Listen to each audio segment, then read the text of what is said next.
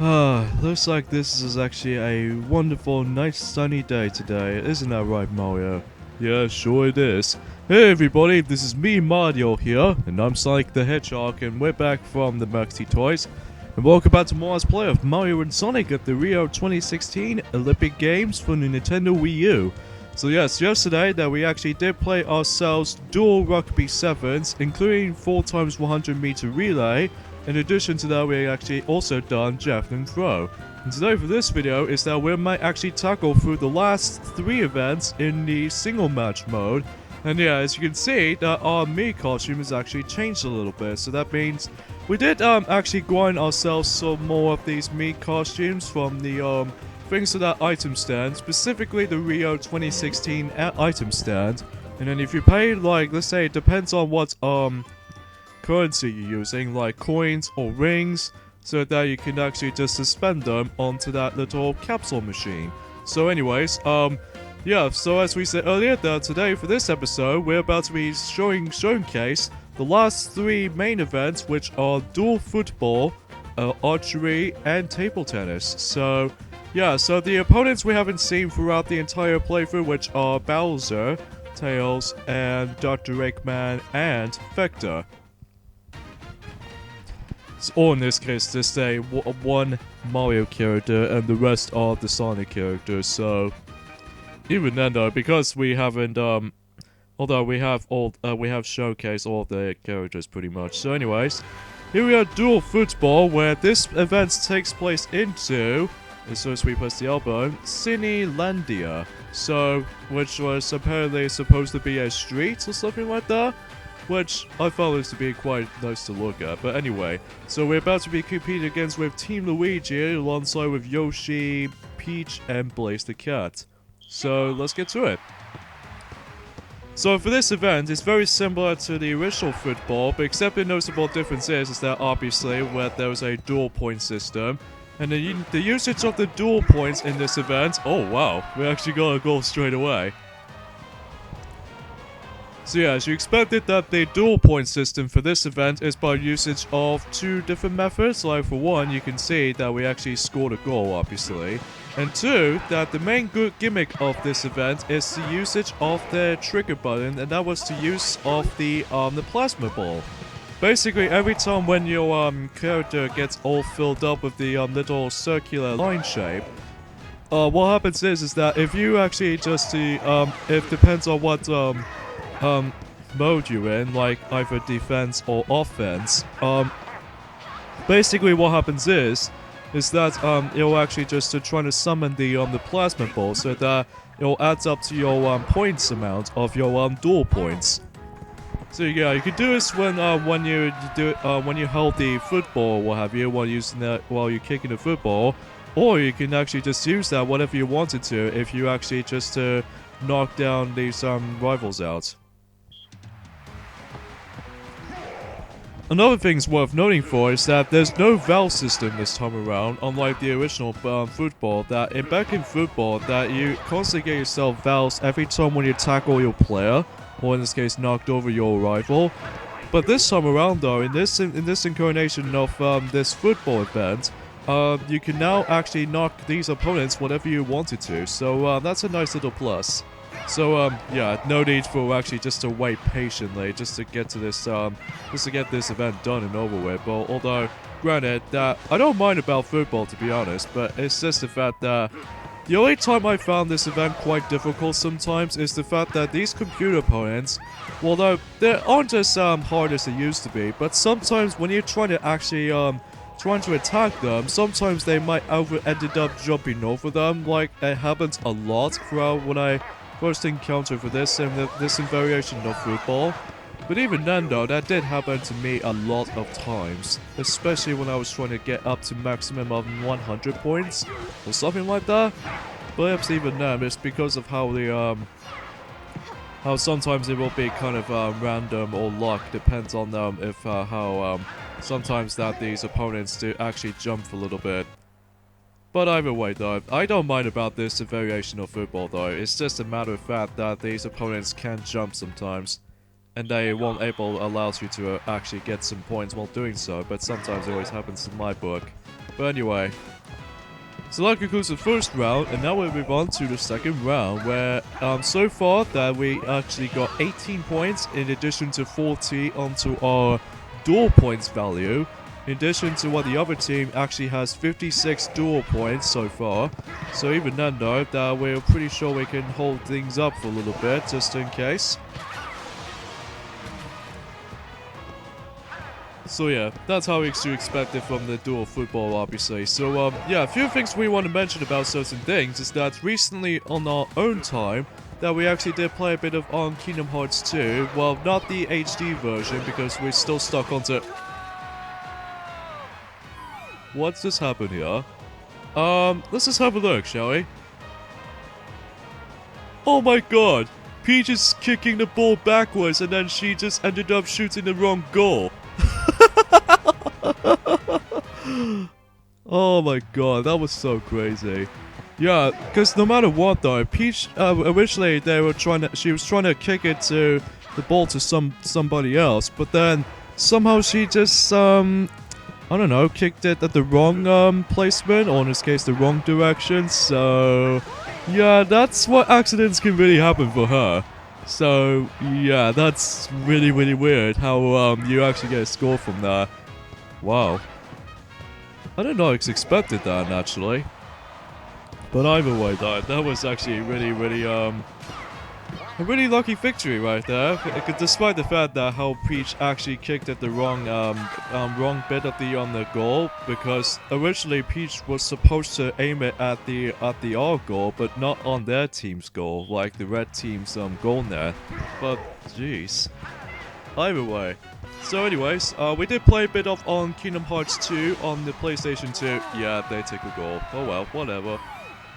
But even then, once you let the other team just score their goals, and not to mention this, the same goes for Dual Beach Volleyball and Rugby Sevens, you'll subtract points. I think it only subtracts a half of your points for your dual points. I think that's what that is. So yeah, we managed to play Kingdom Hearts 2 on the PlayStation 2 on our own time. And it looks like we actually did a lot of practice on my Sephiroth fight, and let me tell you, it's such a pain in the backside in order to deal with him, because obviously he actually has a crap ton of damage, and right now that, although it did took me about like, let's say 20 attempts, I know 20 attempts, it's crazy. And but even then, that he was supposed to be a secret boss fight, but even then though, that he was supposed to be twice as hard. But at the moment right now, our disc for the Kingdom Hearts 2 on the PlayStation 2 does cause some scratches there, because sometimes when we die a lot, then it just causes loading times, meaning that it causes a lot of scratches to do so. So anyways, now we're done with Duel Football, and now we move on to the last shorter events of the game, such as Archery and Table Tennis. And since we actually did select all 20 main playable characters, and now let's go ahead and select one of the new guests, such as Styx. And Styx was the first appearance in Sonic Boom from the TV series. And as for the video games, it's usually Sonic Boom Rise of Lyric. And yeah, Archery takes place in Sambado Dorenmo. But yeah, she's also made her first appearance in Sonic Boom Rise of Lyric for the Wii U, and also Shadow Crystal, which I still prefer Shadow Crystal over Rise of Lyric, because even then, Sonic Boom freaking Rise of Lyric just... I'm sorry. We're sorry guys, it's just, I really hate that game. Either way. So, even though we don't mind about Shadow Crystals too much, although the only problem I have with Shadow Crystal is the fact that it just gets a lot of exploration to deal with, and it might actually confuse you what the hell you need to go. But either way. So Archery from Rio 2016 Olympic Games, it functions as the same deal as it does it for Beijing 2008, but with a little small changes. For one, that no motion controls involved, so instead it's just using the Wii U gamepad. However, unlike Bubbly Turn from Sochi 2014 Olympic Winter Games, there are no motion controls or gyroscope controls for the Wii U gamepad. Instead, its actually main focus is using an analog stick instead. And also you just simply press the A button to shoot. So, yeah, the controls are very different than the ones in, the Beijing 2008, because there's no nunchuck supported as well, including the Wii mode on itself as well, though you're still using the Wii mode on its own, but just in a sideways formation.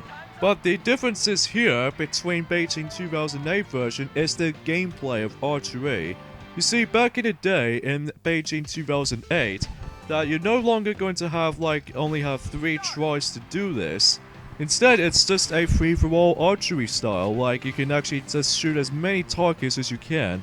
And basically what the ultimate goal here is the fact that you can, whoever gets the most score wins in all 3 ends.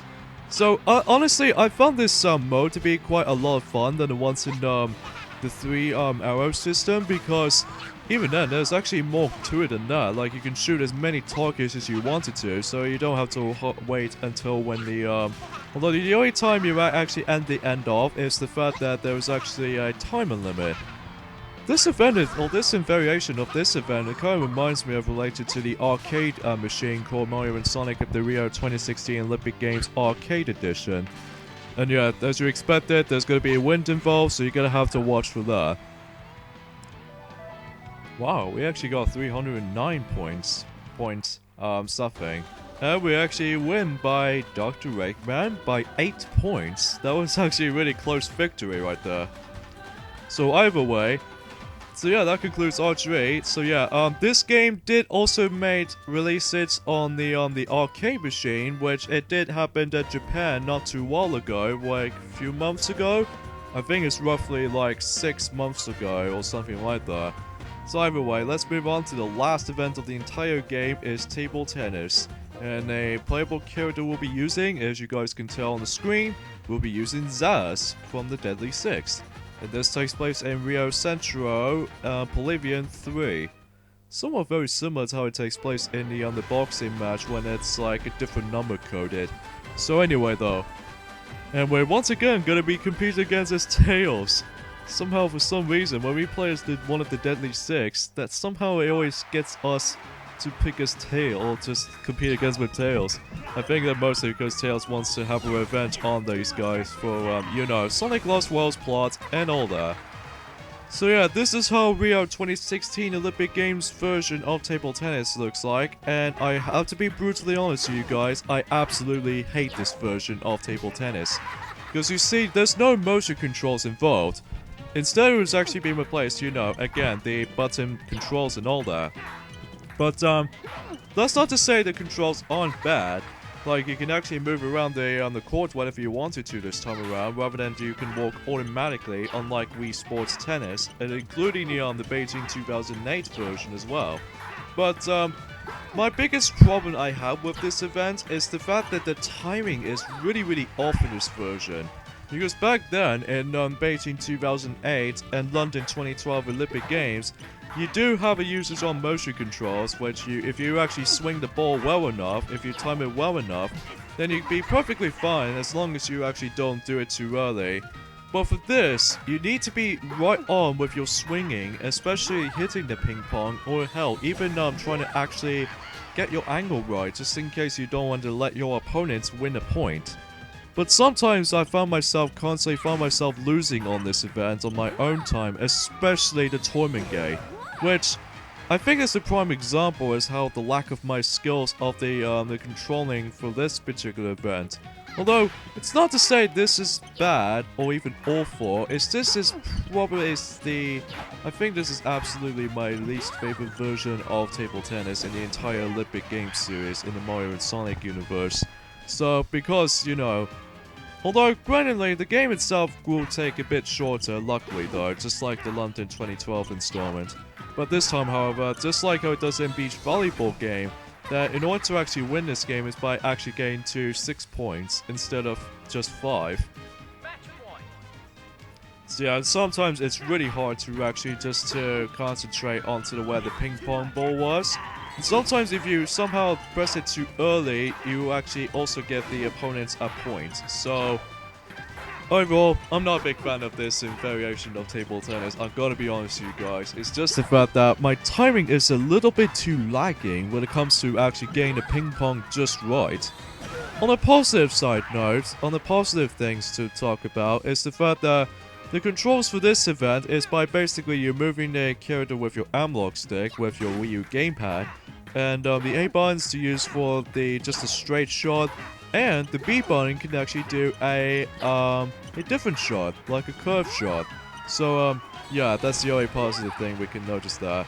And then once you actually let your character lose balance a bit, like Tails did that right there, then it's your chance to actually get yourselves yet another point if you actually hold down the A button correctly, so that if you do it successfully, then you can do a devastating smash attacks. So yeah, that's how this event works. So yeah, you do get a a deuce, just like it does it for the actual tennis games. I don't know why it somehow doesn't do that in the other games or the previous games. I don't know. So either way, so that's it for table tennis, and I think that's all the events of the entire game itself. But we're not exactly done with this playthrough yet, because there are some more things to it than that. Because I think that, although granted, we're done with the single match mode, so I think the next thing we need to tackle is probably the most highlight modes in the game, which was on the left, which if you guys can clearly notice what I'm talking about, which was easily known as Court Hero Showdown. Because yes, yeah, so we're gonna have to end things off here. So tomorrow, of our Let's Play of Mario and Sonic at the Rio 2016 Olympic Games, that will be starting off with Hero Showdown. So, yeah, I wonder what team are we gonna be playing as. So see you guys next time. Later, fellas.